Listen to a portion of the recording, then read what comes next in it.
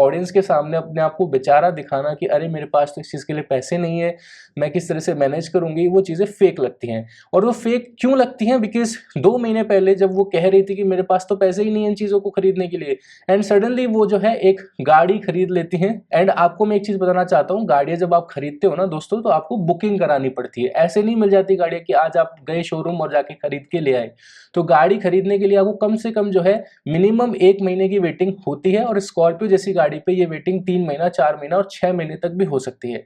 तो ये गाड़ी इन्होंने काफ़ी टाइम पहले ही बुक करा दी थी, तब जाके इनको मिली है। चीज़ें बहुत ज़्यादा स्केप्टिकल लगती हैं, और ये गाड़ी अभी नहीं खरीदी गई है दोस्तों। अगर आपने वो गाड़ी वाली वीडियो देखी है, इसके अंदर गणेश जी को स्थापित किया हुआ है, यानी कि वो जो गणेश चतुर्थी के आसपास की वीडियो है, यानी कि आज से 1-1.25 महीने पहले की वो वीडियो है। तो बेवकूफ़ मत बनो।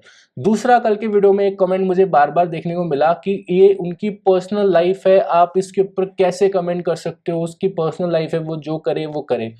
तो मैं उन बेवकूफ़ों को बस यही बोलना चाहता हूँ कि जब आप यूट्यूब जैसे सोशल मीडिया प्लेटफ़ॉर्म पे अपनी चीज़ें, अपनी लाइफ़ व्लॉग के माध्यम से शेयर कर रहे हो लोगों से, तो वो चीज़ फिर पर्सनल नहीं रह जाती। सो हेलो एवरीवन, स्वागत है आप सबका एक और नए वीडियो में। कल के वीडियो में हमने स्नैपी गर्ल को कुछ चीज़ों के लिए जो है कॉल आउट किया था, जो कि उनके कुछ अंध भक्तों को पसंद नहीं आया। देखिए, जिसने वो वीडियो पूरी देखी उसको समझ में आ गया होगा कि मैंने एक बहुत ही लॉजिकल आर्गुमेंट आप लोगों के सामने रखा था। बहुत सारे लोगों ने उसे एप्रिशिएट भी किया, लेकिन बहुत सारे अंध भक्त जो कि सिर्फ टाइटल देख के ही वीडियो में समझ नहीं पाए कि एक्चुअली मैं बात क्या करना चाह रहा हूँ, एंड उन्होंने अपना जो कचरा है वो कमेंट सेक्शन में छोड़ दिया। तो उसी टॉपिक को आज की वीडियो में कंटिन्यू करते हुए हम वीडियो की शुरुआत करते हैं। सबसे पहले मैं स्नैपी गर्ल को कॉन्ग्रेचुलेशंस बोलना चाहता हूँ उनकी कार के लिए। उन्होंने ब्लैक स्कॉर्पियो खरीदी है एंड बहुत ही अच्छी लग रही है गाड़ी, एंड आपकी मेहनत से है, तो सबसे पहले आपको कॉन्ग्रेचुलेशन इस चीज़ के लिए। एंड जब इन्होंने नया बिजनेस स्टार्ट किया था तब भी मैंने इनको कॉन्ग्रेचुलेशन बोला था। I am not a hater, मुझे किसी तरह की उनसे कोई पर्सनल हेट नहीं है, ना ही कोई पर्सनल प्रॉब्लम है, लेकिन मेरा काम ये है कि आप लोगों के सामने सच्चाई रखना।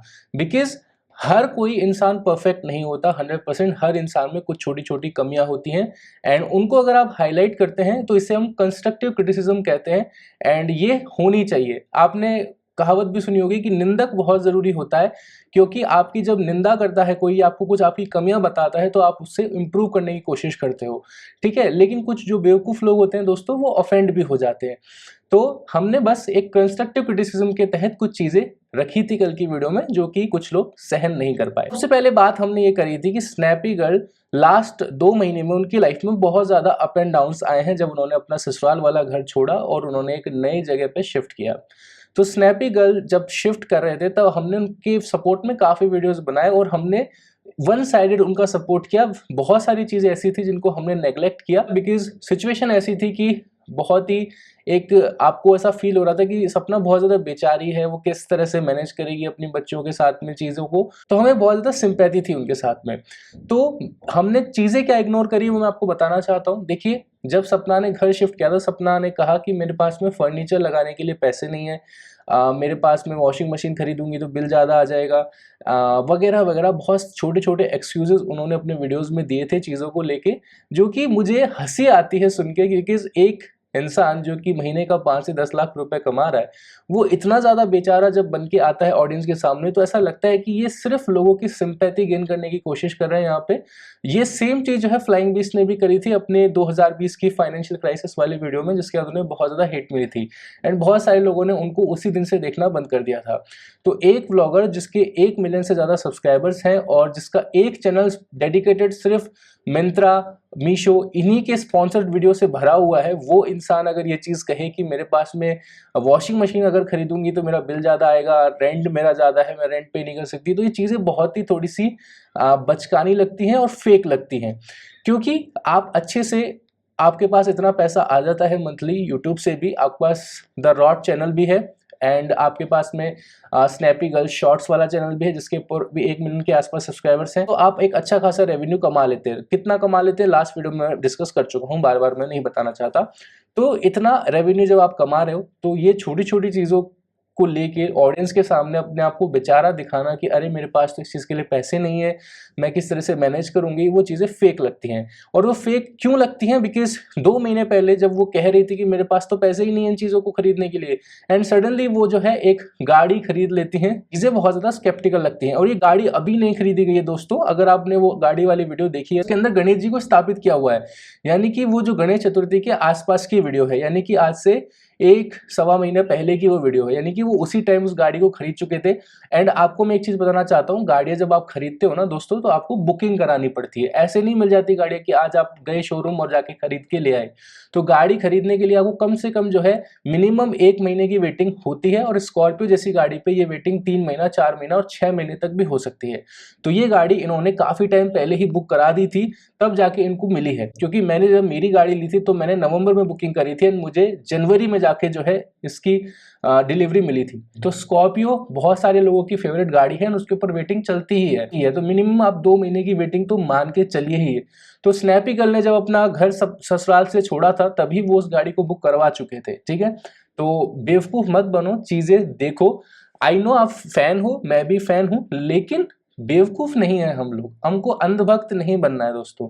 मेरा मकसद ये नहीं है कि आप स्नैपी गर्ल को देखना बंद कर दो, मेरा मकसद ये नहीं है कि आप उनको क्रिटिसाइज करो, मेरा मकसद बस ये है कि आप जिस इमोशन के साथ में उनसे जुड़ रहे हो कि हाय वो बहुत बेचारी है, उसके पास पैसा नहीं है चीज़ों को खरीदने के लिए, तो वो चीज़ सही नहीं है दोस्तों। अगर वो इमोशन के साथ आप मत जुड़ो, क्योंकि जो जनता उन्हें देख रही है मोस्टली गांव देहात से बिलोंग करती है, जिनकी मंथली पूरे परिवार की इनकम जो है लाख रुपए भी नहीं होगी। आप सोच रहे हो अरे अरे सपना कितनी बेचारी है, तो वही सपना महीने का 5 से 10 लाख रुपए कमाती है, और आप उसे देखने वाले जो उसे बेचारा समझ रहे हैं, वो आपसे 5 से 10 गुना पैसा कमा रही है। क्यों कमा रही है? बिकॉज आप लोग उन्हें वो लग्जरी दे रहे हो। तो चीजों को समझो दोस्तों, तो बेवकूफ मत बनो।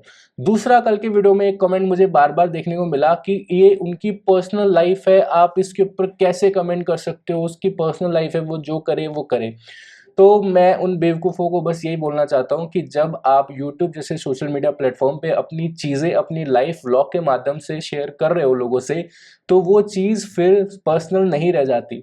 जितने भी लोग देख रहे हैं जो इस तरह के कमेंट्स करते हैं, आपकी लाइफ पर्सनल है, मुझे आपकी लाइफ के बारे में कुछ नहीं पता, लेकिन अगर आप अपनी लाइफ सोशल मीडिया प्लेटफॉर्म पे आके शेयर करोगे, तो वहां पर नीचे कमेंट्स का ऑप्शन दिया है यूट्यूब ने, तो वो इसीलिए दिया है कि हाँ लोग अपनी प्रतिक्रिया दें इसके ऊपर। समझ रहे हैं आप लोग? तो जो गाड़ी की डिलीवरी वाली वीडियो है, ऑलमोस्ट 1 मिलियन लोग देख चुके हैं। तो जब 1 मिलियन लोगों के साथ में वो चीज शेयर हो चुकी है, तो कौन बेवकूफ ये कहता है कि वो चीज उनकी पर्सनल लाइफ है? वो चीज पब्लिक हो चुकी है, 10 लाख लोग उसे देख चुके हैं। तो 10 लाख लोग अगर देख चुके हैं, तो 10 लाख लोगों ने उसके ऊपर अपनी प्रतिक्रिया भी दी है। किसी ने कमेंट किया होगा, किसी ने लाइक किया होगा, किसी ने शेयर किया होगा, तो ये सब उनकी प्रतिक्रिया है। तो मेरा काम है रिएक्शन देना, तो ये मेरा काम है। तो मैं अगर रिएक्शन दे रहा हूं किसी पब्लिक चीज के ऊपर, तो वो कंटेंट किसी भी तरीके से उनकी पर्सनल लाइफ नहीं हो जाता। अगर उनकी पर्सनल लाइफ है तो व्लॉग बनाना छोड़ दो ना, और अपनी लाइफ में जो करना है करो। तो मैं मानता हूं कि हाँ ये उनका पर्सनल चीज है, हमें उसके अंदर इंटरफेयर नहीं करना चाहिए। बिकॉज बहुत सारी ऐसी चीज होंगी स्नैपी गर्ल की लाइफ में जो कि कैमरा के पीछे हो रही है, तो क्या हम उसमें इंटरफेयर कर रहे हैं? हम नहीं कर रहे। हम वही चीजों के ऊपर अपनी प्रतिक्रिया दे रहे हैं जो कि हम ऑनलाइन देख रहे हैं, जो कि हमारे पास पब्लिक फोरम में अवेलेबल है। तो उन अंधभक्तों को, उन बेवकूफों को जवाब मिल गया होगा जो कि कहते हैं कि उनकी पर्सनल लाइफ है। तो पर्सनल नहीं रह जाती है अगर आप एक ब्लॉगर है और अपनी लाइफ को लोगों के सामने रख रहे हो, वो भी आज से नहीं, ऑलमोस्ट 3 से 4 साल से। जब उन्होंने अपनी छोटी से छोटी चीज़ आपके साथ में शेयर करी कि उनके हस्बैंड्स की डेथ हो गई, उनके ससुराल वाले इस तरह से हैं, उनके साथ चीज़ें अच्छी नहीं चल रही, तो जब ये सब चीज़ें उन्होंने शेयर करी, तभी तो आपको पता चली। तो ये सब चीज़ें पब्लिक हो चुकी हैं, तो कैसे पर्सनल लाइफ हो गई? ठीक है ना? आप ही ने तो लोगों को मौका दिया है अपनी पर्सनल लाइफ पे कमेंट करने का। आप कल से वीडियो बनाना छोड़ दीजिए, हम कैसे कमेंट करेंगे? हम नहीं करेंगे। Simple is that. अब हम चलते हैं नेक्स्ट चीज के ऊपर, जो कि बहुत सारे लोग पॉइंट आउट कर रहे थे कल की वीडियो में। तो लोग मोस्टली, मैंने जहां तक समझा कमेंट सेक्शन के माध्यम से, लोग चाहते हैं कि मैं सपना को ब्रूटली रोस्ट करूं, जिसके अंदर मैं उनकी बुरी तरह से बेइज्जती करूं। वो चीज मैं नहीं करूंगा दोस्तों। नहीं मेरी परवरिश, ना ही मेरी अपब्रिंगिंग इस तरह की चीजें अलाउ करती है। मुझे जहां तक वो सही लगती हैं मैंने उनका सपोर्ट किया है, जहां मुझे गलत लगती है मैं उनका क्रिटिसिज्म भी करूंगा। मुझे किसी का कोई डर नहीं है। वो कह रहे थे कि जो अंशु है उनके चैनल से इन्होंने ही कमेंट लाइक करे थे, एंड उन्हीं के पास में एक्सेस था। अंशु ने अपने ब्लॉग में बताया कि उनका अकाउंट गुजरात से लॉगिन हुआ है, एंड उस टाइम सपना ही जो है सूरत में थी, गुजरात में थी। तो लोगों का इल्जाम है कि सपना ने उन्हें बदनाम किया है अंशु को और उनसे रिश्ता तोड़ा है जानबूझ के। दोस्तों आप लोगों का ये नैरेटिव है, आप लोगों का ये पॉइंट ऑफ व्यू है, मेरे पास इस चीज़ को लेके कोई प्रूफ नहीं है एंड आई थिंक आप लोगों के पास भी नहीं होगा। मैं ये सब चीज़ें एज अ ब्लेम उनके ऊपर नहीं लगा सकता। इस चीज़ को आप समझिएगा दोस्तों, मैं वीडियो बना रहा हूँ, मैं भी एक पब्लिक फोरम पर बात कर रहा हूँ, बहुत सारे लोग इस वीडियो को देखते हैं, मैं किसी को इस तरह से ब्लेम नहीं कर सकता। दूसरी बात, अगर उन्होंने वो चीज़ करी है तो ये उनका वे हो सकता है अंशु से चीज़ें खत्म करने का, तो ये उनका पर्सनल लेवल पे चीज़ हो गई। अब मैं ये चीज़ कंट्रोल नहीं कर सकता कि उन्हें किससे बात करनी है, किससे नहीं बात करनी है, ठीक है। अगर उन्होंने वो चीज़ करी है तो इसमें मैं कुछ नहीं कर सकता, ना ही आप लोग कर सकते। ये उनका पर्सनल मुद्दा हो जाता है कि हाँ उन्हें को किससे बात करनी है लाइफ में, किससे बात नहीं करनी, और ना ही हम इस पे कमेंट करने वाले कोई बनते हैं। तो जो आपका ये नैरेटिव है कि अंशु को बदनाम उन्होंने ही किया है, तो I don't support this, because मेरे पास इसका कोई प्रूफ कॉन्क्रीट एविडेंस नहीं है, तो मैं इस तरह का ब्लेम उनके ऊपर नहीं लगा सकता। हाँ, अगर आपके पास इस तरह का कोई प्रूफ है, कॉन्क्रीट सॉलिड प्रूफ है, तो आप मुझसे शेयर कर सकते हो। मेरा इंस्टाग्राम आईडी यहाँ पर आप देख सकते हो, डिजिटल शुभम मेरा यूजर नेम है, यहाँ पर आकर आप मुझे भेज सकते हो वो प्रूफ। अगर मुझे लेजिट लगेगा तो मैं वीडियो में बात करूंगा इसके बारे में, अदरवाइज मैं नहीं करूंगा। तो जो ब्लेम आप चाहते हैं मैं लगाऊं, वो मैं नहीं लगाऊंगा। अगली चीज पे आ जाते हैं दोस्तों। अगली चीज, कुछ लोग कह रहे थे कि सपना बहुत ज्यादा क्लेवर है, सपना ने लोगों को बेवकूफ बनाया, सपना ने लोगों की इमोशंस के साथ में प्ले किया। तो देखिए, मैं वापस ये चीज़ बोलना चाहूँगा, मेरे पास उस चीज़ का कोई लेजिट प्रूफ नहीं है और मुझे नहीं पता उन्होंने बेवकूफ़ बनाया नहीं बनाया। मुझे बस इतना पता है उन्होंने अपनी लाइफ आप लोगों के साथ में शेयर करी, आप लोगों ने उन्हें प्यार दिया, सपोर्ट दिया। हाँ कुछ बातें हैं जो कि मुझे कई बार ओवर लगती हैं, मैंने वो चीज़ें पॉइंट आउट करी हैं और वो लेजिट हैं, आपके सामने मैंने रखी हैं। इनमें बहुत सारी ऐसी बातें जैसे कि काम वाली को रखने के लिए पैसे नहीं है, वॉशिंग मशीन खरीदने के पैसे नहीं है, इसी का बिल भरने के पैसे नहीं है, रेंट बहुत ज़्यादा, ये सब चीज़ें हमने उनके मुँह से सुनी है, जो कि उन्हें बोलना शोभा नहीं देता। जब इस तरह की बातें करें तो ये थोड़ी सी हिपोक्रेसी लगती है, इसलिए मैंने उस चीज़ को पॉइंट आउट किया। तो आई होप आपको मेरा पॉइंट इजीली समझ में आ गया होगा कि मैं क्या कहना चाहता हूँ और मैंने क्या कहा है एग्जैक्टली। इस वीडियो में बहुत सारे लोगों को लग सकता है मेरी बात गलत लगे, बहुत सारे लोगों को मेरी बात अच्छी लगेगी। अगर मेरे पास इन फ्यूचर कोई ऐसा एविडेंस होगा, कोई ऐसा प्रूफ होगा कि उन्होंने गलत किया है, तो मैं उन्हें क्रिटिसाइज भी करूंगा, लेकिन अभी मेरे पास ऐसा कोई प्रूफ नहीं है। एंड मुझे जो चीज़ें सही लगी मैंने सपोर्ट किया, जो नहीं लगती मैं नहीं कर सकता सपोर्ट, क्योंकि मैं अंधभक्त नहीं हूँ, किसी का भी नहीं हूँ, ना ही मैं शिवानी का अंधभक्त हूँ, ना स्नैपी गर्ल का, ना ही किसी अदर ब्लॉगर का। मेरा काम है चीज़ें आपके सामने रखना, एक पर्सपेक्टिव देना, एक पॉइंट ऑफ व्यू रखना, वो मैं करता रहूंगा। मुझे किसी के बाप से डर नहीं लगता। सो समझ गए होंगे आप लोग इस चीज़ को। सो मिलते हैं नेक्स्ट वीडियो में दोस्तों, तब तक के लिए आप सबका दिन शुभ रहे। जय श्री राम।